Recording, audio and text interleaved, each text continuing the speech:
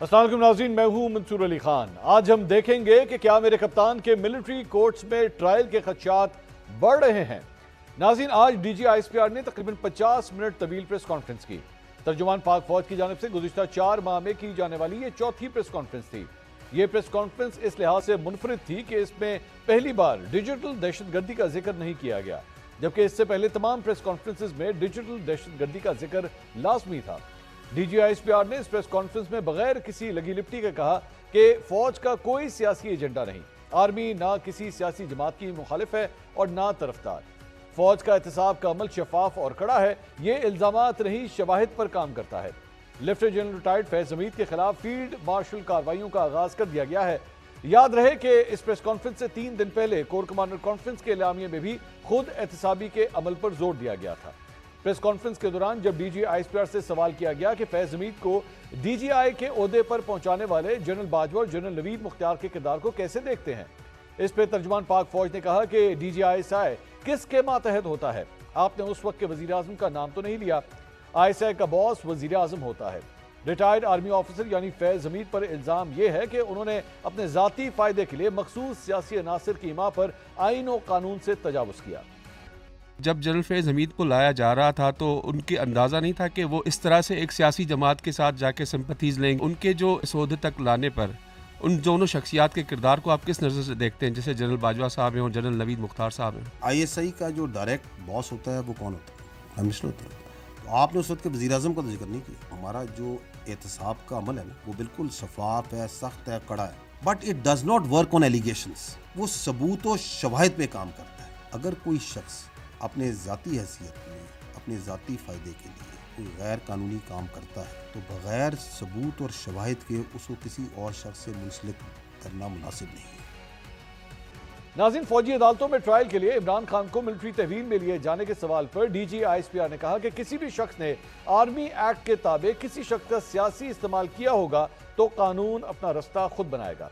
इस केस में जो भी मुलविस होगा, ख्वाह उसका कोई भी ओहदा या हैसियत हो, उसके खिलाफ कार्रवाई होगी।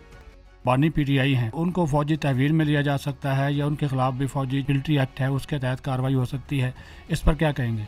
फौजी कानून के मुताबिक कोई भी शख्स अगर किसी फर्द को या अफराद को जो आर्मी एक्ट के ताबे हों उनको अपने ज़ाती या सियासी मकासद के लिए इस्तेमाल करे और उसके सबूत और शवाहिद मौजूद हों तो कानून अपना रास्ता खुद बना ले।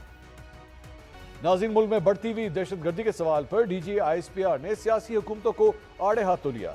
तर्जुमान पाक फौज ने कहा कि दहशतगर्दी के खिलाफ ऑपरेशन के 4 मरहले होते हैं: clear, hold, build and transfer. दहशतगर्दों से इलाका क्लियर कराना और आर्जी तौर पर वहां अपना होल्ड बरकरार रखना फौज का काम है। ये काम हो चुके हैं। अब अगले 2 काम मुकामी और सूबाई हुकूमतों के हैं। अगर ये अपना काम नहीं करेंगे तो हमें दोबारा ऑपरेशन करना पड़ेगा। ये जो इंसदाद दहशतगर्दी के खिलाफ जो पाकिस्तान की जंग है, इसके अंदर फौज पाकिस्तान के कानून नाफिज करने वाले इदारों के काम है। उसके 4 phases: clear, hold, build and transfer. इसमें जो फौज का काम है वो है दहशतगर्दी से इलाकों को क्लियर करना और उनको आर्जी तौर पर होल्ड करना। तो जो क्लियर और होल्ड के फेजेस हैं वो तो मुकम्मल हो चुके हैं। अब ये जो बिल्ड और ट्रांसफर का काम है, इसमें जो लीड है that is with the local government and the provincial governments.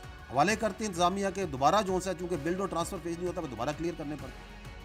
DG ISPR ने 22 अगस्त को तहरीक इंसाफ के जलसे की अचानक मनसूखी के सवाल पर कहा कि किसी जलसे की मनसूखी का फैसला जगह और तारीख का तयन खालिसतन ज़िले इंतजामिया का मामला है। आर्मी सिर्फ अपने प्रोफेशनल कामों पर फोकस करती है।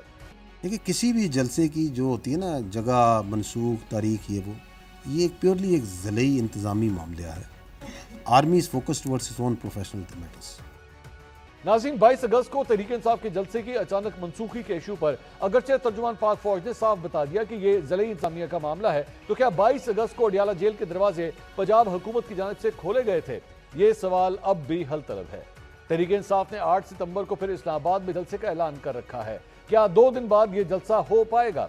इस हवाले से सूरत हाल अगले 72 घंटों में मजीद वाज़ेह हो जाएगी, क्योंकि कल सुप्रीम कोर्ट का 6 रुकनी लार्ज बेंच नैब तरामीम केस का फैसला सुनाएगा। नैब तरामीमी बिल केस में फरीक भी इमरान खान है।